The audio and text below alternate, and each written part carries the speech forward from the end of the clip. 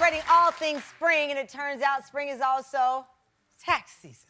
Woo! And our next guest says it is a great time to think about your money. Of course, Seema Sheth is the finance expert behind TikTok's viral sensation. It's called the 30-Day Financial Cleanse. Her first video has been viewed now more than 500,000 times. And she covers everything from budgeting to bank accounts. Take a look. Welcome.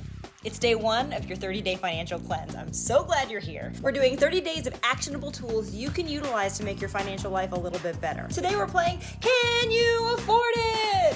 It's a very fun game. Maybe. Something's about to go wrong. I don't know what it is, but something's about to go wrong. Of course it is. Something always goes wrong. So why not just plan for it? Today, we're gonna confront the ghost of spending past. Not all of you are gonna like this one, so sorry, not sorry. Total commingling of your finances with your significant other? Yeah, don't do it. Don't do it. You made it. That's 30 days of financial cleansing. You did it. I love it. Please welcome Seema Sheth to the Tamron. Oh my gosh, you're so okay. So not only are you brilliant and clever and witty, you do work for the Federal Reserve. You are also on TikTok, of course, so you come with a background. This is just not somebody on TikTok making stuff up. You work at a big job. Okay. So when you created this 30-day financial cleanse, were you pulling from what you've seen throughout your career? Yeah, so I wasn't a natural good with money person. When I graduated from high school, I became an adult, and I had no clue what I was doing. So over the last, 15 years, I've really dedicated myself to becoming a financial expert. And all the tips and tricks I show you are things that I've picked up along my personal journey. Okay, and you're a mom, you have 3 children, so a lot of the realities, I know, right? Can you believe that?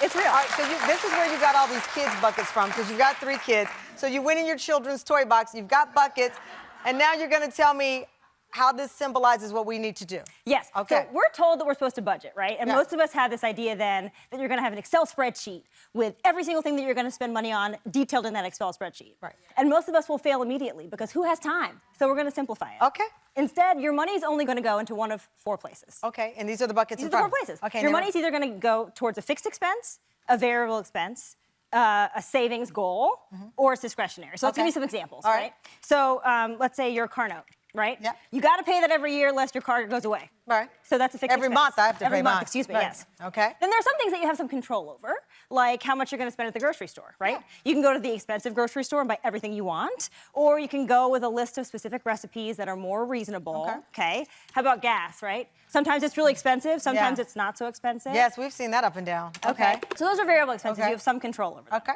Then there's things that you're saving towards, right? Yeah. Right. So we don't necessarily know what those are sometimes. Like maybe it's a goal that you know about, like a house, or maybe it's just for an emergency. Right. These are cash dollars that we save. Okay. And then there's everything else. So one of the challenges we have often is we take things that are discretionary and we pretend like they are fixed and variable needs. Right? So if we have all of our money commingled, then it can be difficult to decide what you can and cannot afford. So I'm an advocate for spending this stuff up. Split it up. So if there's something that is a discretionary need, you have a separate account that says it's your discretionary money, and if there's money in there, have a good time. So this is, and by the way, I'd never really wrapped my brain around that, but I love this idea. You're saying a different bank account for each one of these? I think that's a good idea, though, because you'll see the balance. Correct. Okay. So like oftentimes when you're in the grocery store trying to decide, like for me, it's lipstick aisle. Yeah, I have a problem I get with lipstick aisle. So I'm trying to decide if I can, I want this thing, but can I afford it? You can look into your discretionary bank account and say yes or no. And it's right there immediately. Right Okay, there I love that. All right, so you have something called Smolder for the discretionary bucket. Yeah. What is Smolder? Okay, so Tyra Banks smizes and I smolder. Let me tell you what it is. It's an acronym. Okay. Okay, does it solve a need? That's the S. Okay? So a lipstick, does it solve a need? Yeah, I need that color, maybe. Okay. Do you already own something just like it? Most of the time, yes. You do, yeah. Okay. Or are you falling for really good marketing? That's the M, right? So SMO.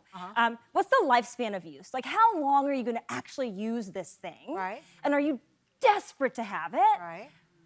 Is it more relevant to your life than a financial? Okay, so all of these need to be a answered question. Yes, and they all need to be green lights. They all need to be yes? Yeah, for you to buy it. I like that. All right, if you'd like to learn more and create your own bucket budget, grab a copy of Seema's workbook. It's called the 28-Day Financial Cleanse, and you can find Seema on TikTok. She's at Seema, Bobima. So at Bobima, and has more great tips on income, bills, credit cards, emergency funds, and so much more. I just love you. You're fantastic. Thanks for having me. Thank you, Seema.